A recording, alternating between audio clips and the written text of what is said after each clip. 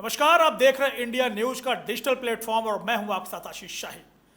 इसमें India news का health conclave हो रहा है और हमारे साथ हेल्थ से रिलेटेड मिस्टर मनीष पांडे जी हमारे साथ हैं। सर, बहुत बहुत स्वागत है आपका इंडिया न्यूज पर। आपका बहुत बहुत धन्यवाद। सर, जिस तरह से हेल्थ को लेके हर घर में इससे सिर्फ दवाइयाँ ही भरी हैं, क्या कहना चाहेंगे?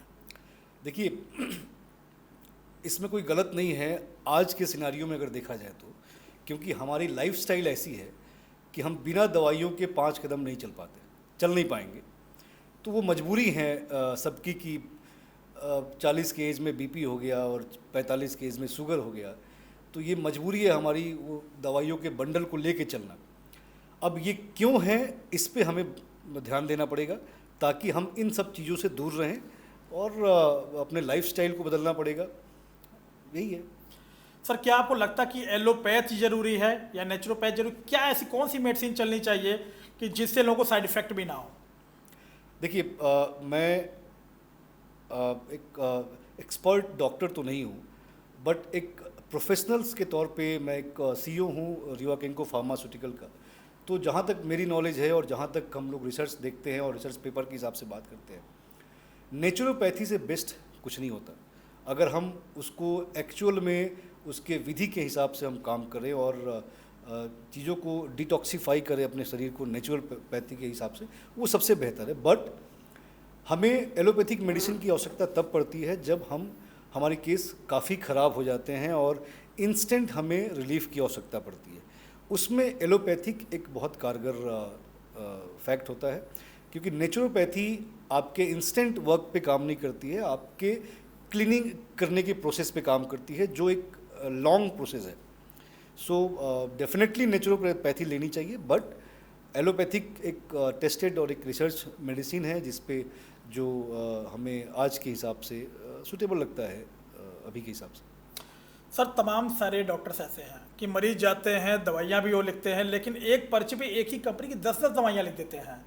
सिर्फ उसी हॉस्पिटल में मिलेगा जहाँ पे मरीज दिखाता है। ऐसे डॉक्टरों को या ऐसे क्या कहना चाहेंगे लोगों को आप? देखिए, बहुत सारे डॉक्टर जो है इसको अपने बिजनेस का जरिया बना रखा है और वो सोचते हैं कि हम। देखिए सर, मरीजों को भी इस बारे में सोचना चाहिए ना। बिल्कुल बिल्कुल। तो जहाँ बिजनेस माइंड उनके दिमाग में आए तो फिर सेवा भाव तो ख़त्म ही हो जाता है। तो मरीज़ की बीमारी जाए या ना जाए, फिर तब तो उससे कोई दूर दूर तक सरोकार उनका नहीं होता है। लेकिन मैं एक ही आग्रह करूँगा कि आप लोग हमेशा मेडिसिन चाहे किसी भी ब्रांड का हो, उसकी एफिकेसी पे हमेशा ध्यान दीजिए। एफिकेसी अगर सही नहीं होगा तो सर बोला जाओगा बीच में ये मरीज को कैसे पता लगेगा कि इसकी एफिकेसी क्या है? मरीज कैसे इस चीज़ को जानेगा सर? ये मरीज नहीं जान पाएगा। ये तो लैब में टेस्टेड होगा, फिर पता लगेगा कि 500 mg लिखा है, 500 mg या 200 mg है। बिल्कुल, मरीज बिल्कुल नहीं जान पाएगा। इसीलिए कहा जाता है कि जो ब्रांडेड कंपनियां हैं आप उन पे रिलायबल करिए, उनकी मेडिसिन को लीजिए। जैसे रीवा केंको हमेशा फोकस करता है कि हमारी मेडिसिन की एफिकेसी प्रॉपर होनी चाहिए। हम जो भी हमारे बैच बनते हैं वो हर बैच की टेस्टिंग होती है, उसका रिपोर्ट पब्लिश होता है। तो रीवा केंको फार्मा का इस पे बहुत रोल है कि हमारी मेडिसिन सस्ती हो, किफ़ायती हो, आम पब्लिक के पास लेने की उसकी क्षमता हो और एफिकेसी हमारी 99% हो, ताकि हम एक बेहतर नेशन को सर्व कर सकें। तो सर, इसके लिए पहल भी तो नहीं हो रही है? कहीं भी चले जाइए, अगर एक मरीज को पर्चा लिखा जा रहा है तो उस पर आप देख लीजिए कितनी एफिकेसीली दवाएं लिखी जा रही हैं। एक ही कंपनी की 8-8, 10-10 दवाइयाँ लिखी जा रही हैं। मरीज अगर मान लीजिए कहीं यूपी से आया, बिहार से आया, कहीं भी इलाज कराने के लिए, वो दवा लेने के लिए फिर वापस आता है, उसी हॉस्पिटल पे आता है। ये एक सर बड़ा मुद्दा है। इस पर क्यों नहीं सरकार फोकस करती है? क्यों नहीं डॉक्टर इस चीज़ को ध्यान में देते हैं? कोई भी डॉक्टर कुछ पैसे भेजता है, अपनी दवाओं को मोनोपोली बनवा लेता है। तो सर कैसे रोक लगेगा? देखिए, इस पे मैं उचित पर्सन नहीं हूँ जो कमेंट कर सकूँ। और सर, एक आम राय ये है कि कुछ ना कुछ हमें गवर्नमेंट पॉलिसीज़ ऐसी बनानी पड़ेगी जो इन सब चीज़ों पे नकेल कर सके। ये गवर्नमेंट को ध्यान देना पड़ेगा कि ऐसा क्या किया जाए। हालांकि गवर्नमेंट ने एक अच्छा निकाला है, जेनरिक मेडिसिन की उनके दुकानें खुली हैं, लोग वहाँ से ले सकते हैं बेहतर एफिकेसी की दवाइयाँ। बट वही है कि अब जिस डॉक्टर के पास जा रहे हैं, जो डॉक्टर दवाई लिखता है, मरीज़ उसी को लेना पसंद करता है। अब कैसे इस पे मोनोपोली ख़त्म की जाए, इस पे गवर्नमेंट को कुछ अपनी पॉलिसी। मनीष सर, आप सीईओ हैं एक फार्मा कंपनी के हैं, आप कैसी दवाओं को बनाते हैं, किन उस पर ये वर्क करती हैं दवाएं बीमारियों में? Rewa Kinko pharma basically orthopaedics और गायनेकोलॉजिस्ट सेगमेंट में डील करती है। साथ में देखिए, हम लोग जो बात करते हैं बीमारियों की, तो कोरोना काल के बाद हम लोगों ने देखा कि हम लोग एक अजीब सी भाग दौड़ हो गई थी और हम लोग की सबकी लाइफ थम गई थी, और कोरोना काल ने बहुत कुछ सिखाया हम लोगों को। तो कहीं ना कहीं हम लोग को लगा कि एक प्रिवेंटिव इलाज की ज़रूरत है, कि जिससे हम उस ओर बढ़े ना, जो बीमारियां होती हैं और उसके इलाज में हम खर्च हो जाते हैं पैसे। तो हम लोगों ने इसी दौरान एक डेविड सिंक्लेयर, एक बहुत बड़े अमेरिकन साइंटिस्ट हैं, मेरे ख्याल से वो अभी हार्वर्ड में जेनेटिक्स के प्रोफेसर हैं, उनका एक रिसर्च हुआ उस समय। हम लोग उस रिसर्च पेपर पे हम लोगों ने काम किया, रिसर्च किया, और उन्होंने रेस्वेट्रॉल करके एक कंपोनेंट आता है, जो उस पर उन्होंने काम किया, और उसका मेन काम होता है कि जो शरीर में आज के समय में हम लोग वातावरण से जो गलत चीज़ें लेते हैं, खान पान में जो गलत चीज़ें आती हैं, जो शरीर के अंदर टॉक्सिसिटी पैदा होता है, वही टॉक्सिसिटी आगे जाकर के कैंसर सेल में डेवलप होता है। तो उस रेस्वेट्रॉल का जो काम था, शरीर के अंदर जो टॉक्सिसिटी हमारी जमा हो रही थी या जो बन रही थी, उसको निकालना था। तो जब वो टॉक्सिक पदार्थ को निकाल देगा तो कैंसर होने की संभावनाएं खत्म हो जाती है। तो उस पर हम लोगों ने काम किया। सर, फार्मास्यूटिकल्स कंपनियों ने डॉक्टरों को ये कहा जाए कि प्रलोभन दे दे के अपनी दवाओं को लिखाते हैं। आप भी एक फार्मास्यूटिकल कंपनी के सीईओ हैं, तो आप लोग क्या करते हैं? जिस तरह डॉक्टर को गिफ्टिंग किया जाता है, जिस तरह से डॉक्टर को परसेंटेज दिया जाता है, इस पर आप क्या कर रहे हैं? सर, ये एक फॉल्स बिजनेस ट्रेंड है। सर, बड़ी बड़ी कंपनियों में बात बता रहा हूँ, करती मैं नाम नहीं लेना चाह रहा हूँ, बड़ी बड़ी कंपनियों में बात बता रहा हूँ, सबकी बात बता रहा हूँ मैं। करती है, नहीं, मैं इसीलिए बोल रहा हूँ कि एक गलत तरीका है बिजनेस करने का, और रीवा किंको फार्मा इसमें इस तरह के काम बिल्कुल नहीं करती है। हमारा फोकस मेडिसिन पे होता है, मेडिसिन की एफिकेसी पे होता है, और डॉक्टर को बताने में होता है कि हाँ, हम इस तरह से। सर, आप प्रेस्क्रिप्शन पे ध्यान दिलवाते हैं या फिर डंपिंग पे? हमारा काम बेसिकली प्रिस्क्रिप्शन बेस्ड ही होता है। सो जो डॉक्टर्स हमारे मेडिसिन को लिखता है, वहाँ हमारी मेडिसिन हैं। और अभी आप एज अ बिजनेस वॉल्यूम देखें तो हमारा अच्छा खासा बिजनेस है, और पिछले 2 साल में जो कंपनी का ग्रोथ रहा है वो रिमार्केबल रहा है। अभी अगले 3 साल में हम ऑलमोस्ट 100 करोड़ रुपए इन्वेस्ट करने जा रहे हैं उत्तर प्रदेश में। 3D प्रिंटिंग जिसका उपयोग हम फार्मास्यूटिकल इक्विपमेंट के तौर पे होता है, जिसमें बहुत सारे इम्प्लांट्स बनते हैं, तो उस क्षेत्र में हम करने जा रहे हैं, और उसको यूपी में, लखनऊ में करने जाते हैं। लेकिन सर, सरकार तो बड़े बड़े दावे कर रही है कि जितने भी गवर्नमेंट्स हॉस्पिटल हैं, गवर्नमेंट डॉक्टर्स हैं, वो सिर्फ वहीं की दवाएं लिखेंगी जो गवर्नमेंट डॉक्टर के पास अवेलेबल है, और भारी मात्रा में दवाएं अवेलेबल हैं। तो वहाँ पे आप लोग कैसे वर्क करते हैं? देखिए, उसका एक प्रोसेस होता है। गवर्नमेंट जो पॉलिसी लाती है, हमें उसका सम्मान करना चाहिए, और हमें उसके हिसाब से चीज़ों को चलना चाहिए। अगर हम उनके पैरामीटर पे खड़े उतरते हैं तो हमारी मेडिसिन डेफिनेटली गवर्नमेंट के अंदर सप्लाई होता है। तो उसका एक प्रोसेस होता है। रीवा किंको फार्मा भी इससे अछूता नहीं है। हम भी उस प्रोसेस को फॉलो करते हैं, टेंडर पार्टिसिपेट करते हैं, टेंडर के थ्रू हमारी मेडिसिन गवर्नमेंट में जाती है और वहाँ पे वो सप्लाई होती है। सर, अगर आपकी कंपनी की बात करें तो कहाँ से मैन्युफैक्चरिंग करवाते हैं आप? देखिए, फार्मास्यूटिकल कंपनी में मैन्युफैक्चरिंग और ट्रेडिंग 2 अलग अलग सेगमेंट होता है।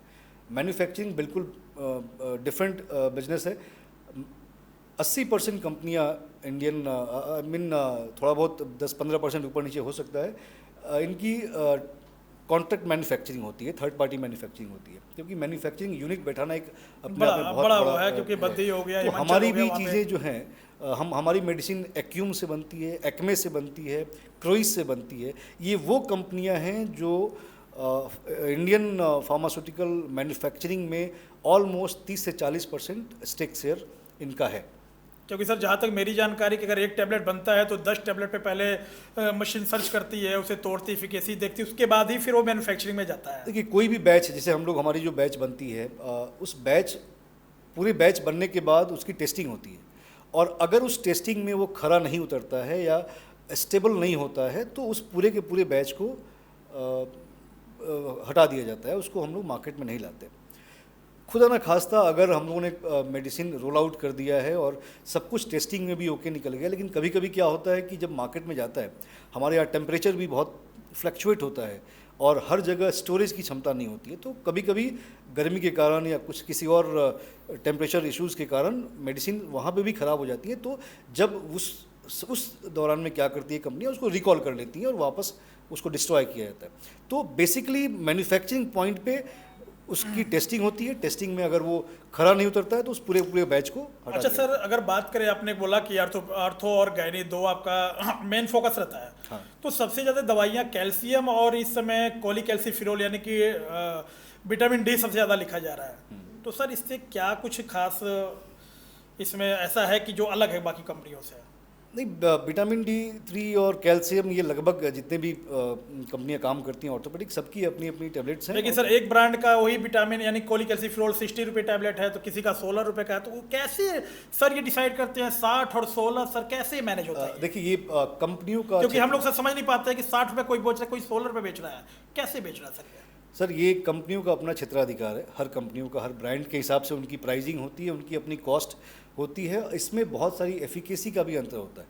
जिस एफिकेसी के हिसाब से उनकी कॉस्ट होती है और कॉस्ट के हिसाब से MRP फिक्स होती है, तो वो उनकी एफिकेसी पे भी डिपेंड करता है। प्लस बहुत सारी कंपनियों का ट्रांसपोर्टेशन को, बहुत सारी ऐसी फैक्टर्स हैं जो उसके रेट को निर्धारित करती है। जो मल्टीनेशनल कंपनियां हैं जो अलग कहीं और दूर से करती हैं, उनका ट्रांसपोर्टेशन कॉस्ट है, तो ये उनका क्षेत्राधिकार है। और जिस दवाइयों पे कैपिंग नहीं है उस दवाइयों पे कंपनियां फ्री हैं जो अपना MRP। ये आम पब्लिक को एजुकेट होना पड़ेगा कि हमें वही टैबलेट अगर इतने कम दाम में मिल रही है तो क्यों है, और अगर सही है तो उसको लेना चाहिए। सर अगर बात करें आपकी कंपनी की है, तो इंडिया में कहाँ का आपकी कंपनी की दवाएं जाती हैं? अभी हम लोग नॉर्थ इंडिया में काम कर रहे हैं। ऑर्थोपेडिक और गायनिक के अलावा हम OTC प्रोडक्ट में एज EYS हमारा ब्रांड है OTC का, और जो इंडिया में अपने आप में यूनिक प्रोडक्ट है और पहला कंपोजिशन है। कौन सा सर? EYS EVAYES। इसका फुल फॉर्म है everyday vitamins for all your essential supplement. वानी कपूर हमारी ब्रांड एम्बेसडर हैं इस EYS को लेकर के। जो मैं डेविड सिंकलर का नाम ले रहा था, जिनके कंपोनेंट जिनके रिसर्च पेपर की बात कर रहा था, रेस्वेट्रॉल इसके अंदर है, करक्यूमिन है इसके अंदर। हम डेविड सिंकलर के रिसर्च पेपर के बिहाफ पे हम इसको बोलते हैं कि अगर आप इसको लेते हैं तो आपके अंदर कोई भी इसको लेता है तो जो उसके अंदर कैंसर होने की संभावना है 95% ख़त्म हो जाती है। क्यों हो जाती है? मैं ये नहीं बोल रहा कि कैंसर होने के बाद ये रोकथाम करती है, नहीं, ये एक प्रिकॉशनरी मेडिसिन है, एक सप्लीमेंट है। इम्यूनिटी को बढ़ाता है, इम्यूनिटी बढ़ाता है, आपके अंदर की टॉक्सिसिटी खत्म करता है, जिससे कैंसर सेल जो डेवलप ही नहीं हो पाता है। अगर गंदगी हमारे शरीर से निकल गई जो कैंसर सेल के लिए जिम्मेवार है, तो कैंसर होने की संभावना खत्म हो जाती है। तो ये चीज़। तो सर आपकी ये मेडिसिन डॉक्टर प्रिस्क्रिप्शन पे बिकता है या नॉर्मल? अगर इतनी कारगर सर दवा है फिर तो नॉर्मल सभी लोग को लेना चाहिए इस चीज़ को, सर विदाउट डॉक्टर सब्सक्रिप्शन में। बिल्कुल बिल्कुल, ये उस सेगमेंट में आता है जिस सेगमेंट में लोग इसको आमतौर पे ले सकते हैं। उस पर कोई रिस्ट्रिक्शन लोग ले लेते हैं, हाँ, इस पर रिस्ट्रिक्शन नहीं कैल्शियम ले लेते है। हैं। लेकिन मैं आपको बताऊं, ये हम लोगों ने इसको 8 महीने अभी तक जो हम लोग सेल कर रहे हैं डॉक्टर प्रिस्क्रिप्शन पे कर रहे हैं, और आप डॉक्टर्स के फीडबैक को सुन के हम लोग को लगता है कि हाँ ये अभी तक के रीवा केंको का एक सिग्नेचर प्रोडक्ट है। क्योंकि जो डॉक्टर्स का फीडबैक आ रहा है, जो पेशेंट का फीडबैक आ रहा है, वो बहुत उत्साहित करने वाला है हम लोगों को। इसीलिए हम लोग इसको अब OTC के तौर पे आम पब्लिक के अंदर हम लोग इसको लॉन्च कर रहे हैं। ये तो सर बहुत बड़ी पहल है, क्योंकि अगर आप देखा जाए तो हर चौथे घर में एक पेशेंट कैंसर का निकल रहा है। बिल्कुल। ये क्यों निकल रहा है? अगर ये दवा इतनी कारगर है कि आदमी को डिटॉक्स करती है उसके बॉडी को, जी तो ये तो सर बहुत बड़ी बात है। जी, इसको इसीलिए देखिए, कैंसर होने की आज हम लोग की जो खान पान है वो शुद्ध है नहीं, जो वातावरण है, जो हम हवा ले रहे हैं, आप इंडेक्स देखिए, एयर इंडेक्स कैसे करता है। तो जो आजकल की जो हो रही है, आप या तो आप लंग कैंसर हो रहा है, माउथ कैंसर हो रहा है, आप कोई ऐसा पार्ट नहीं जो इफेक्टेड नहीं हो रहा है। तो ये मैं ज़रूर इतना आपको आश्वस्त करूँगा कि ये जो मेडिसिन है ये आपके शरीर के अंदर के गंदगी को साफ़ करता है, डिटॉक्सिफाई करता है, और जो कि कैंसर होने के कारक होते हैं उनको ख़त्म करता है। तो क्या सर जो ऑन्कोलॉजिस्ट डॉक्टर होते हैं वो इन दवाओं को प्रीफर करते हैं? ऑन्कोलॉजिस्ट रेस्वेट्रॉल को इस्तेमाल करते हैं कैंसर ट्रीटमेंट के अंदर।